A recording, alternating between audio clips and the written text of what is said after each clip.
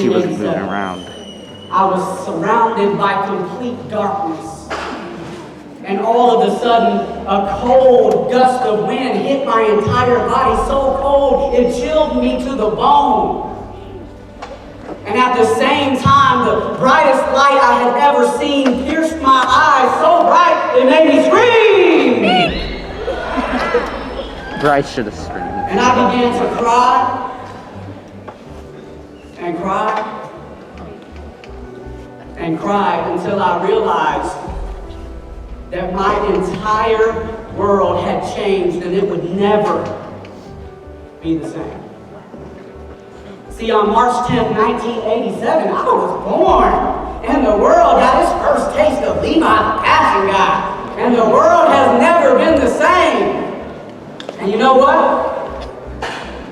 In the same way, on the day that you were born, the world got its first taste of you, and it has never been the same. Do me a favor, look at the person on your right and say, the world.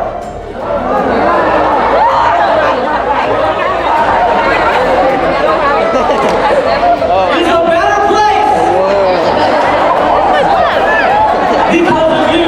I'm the cameraman. Now do me a favor, take this right hand right here, stick it over your heart. Say the world is a better place because of me. See, there's something that I need you to get. There's something that I need you to understand. There's something that you all need to understand today.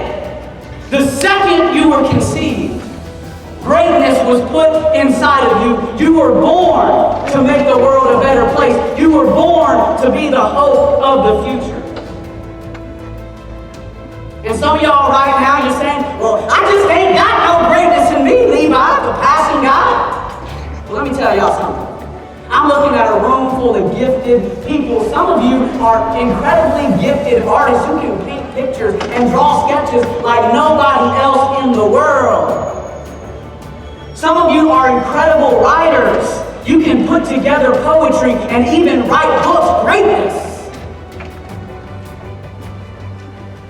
Some of you are incredibly talented athletes. You may very well be in the Olympics one day. That's greatness. Some of y'all can understand complex mathematical equations. That's greatness. Some of y'all are musically inclined. Y'all can sing. That's greatness. And some of y'all, man, y'all can play video games like nobody else on the planet. Can somebody say Victory Royale? No.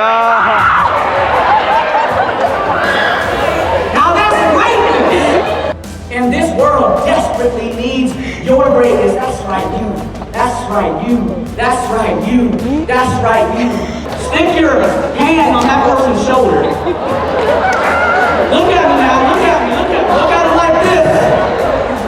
And say, it's good to see you. Wink at him. Wink at him now. Wink at him. Say, you look good.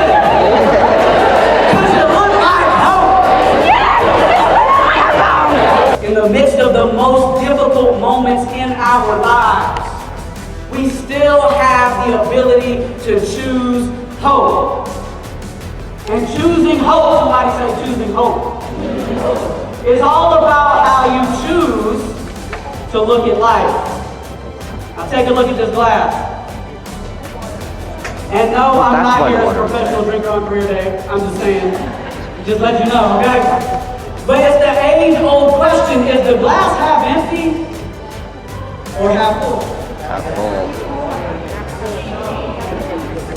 If you think this glass is half empty, raise your hand.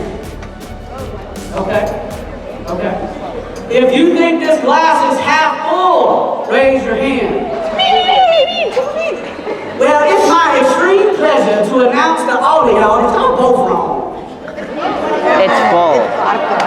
See, the glass is always full of something. That reminds me. Water, air, a mixture of both. The glass is always full of something. Now, even if it was empty, you could actually fill it back up if you made the choice to do so. But the glass is always full of something. Now, the only question is, what are you doing with what's in the glass. Turn yours. Now do me a favor, say, I see hope. Say, I give hope.